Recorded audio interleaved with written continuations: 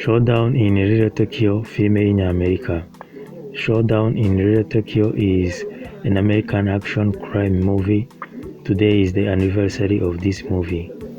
In this movie, there are actors such as harimo abakinnyi b'amafilime muri iyi filime: Dolph Lundgren, Brandon Lee, Kari Hiroyuki Tagawa, Tia Karen, Rene Griffith, Takayo Fisher, Reid Asato, Toshishiro Obata, Rodney Kageyama, Verne Johnson, Simon Ray, Emily Riveri, Gerard Okamura, Roger Yuan, Phil Tan, Jimmy Taneka, Jim Ishida, Stephen Park, Rick Kramer, Anthony Mashario, Phil Kong, Ryan Ryusaki, Kennedy Endeso, Jeffrey Ramsey, Rachel A. Leong, Steve Ito, George Chong, Stuart Kwan, Ari Gato, James Lew, Bill Sato, Eric Lee, Vladimir Tori Sinclair, Vladimir Kurkov, Massimo Corvo, Gianni Guillermo, Sandro Rovino.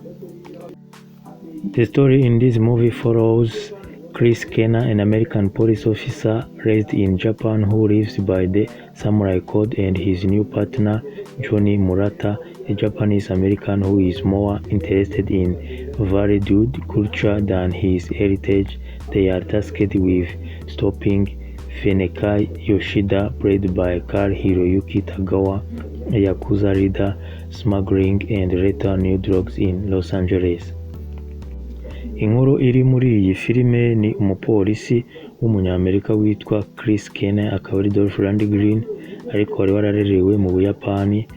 We na mugenzi we mushyashya witwa Johnny ari we Brandon Lee bahabwa inshingano zo gukurikira ikihebe ndetse gicuruza n'ibiyobyabwenge cyitwa Feneke Yoshida ari we Kari Hiroyuki Tagawa.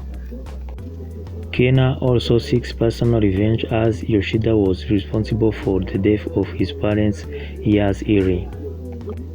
Dolph Lundgren ari we Keller nawe yashakaga kwihorera kubera ko uyu mugabo Tagawa yari yarishe ababyeyi be kera. This is a good movie if you never saw it. If you get time, you may consider watching it. Thank you for your time. Don't forget to like and subscribe. If you have any suggestion or recommendation, write it into the comment. Thank you. Have a nice day. Iyi filime ni filime nziza, uramutse ugize umwanya wazayireba. Wakoze kubana nanjye, hari icyerekezo cyangwa inyunganizi wanyandikira muri comment, kandi like and subscribe. Urakoze, ugire ibihe byiza.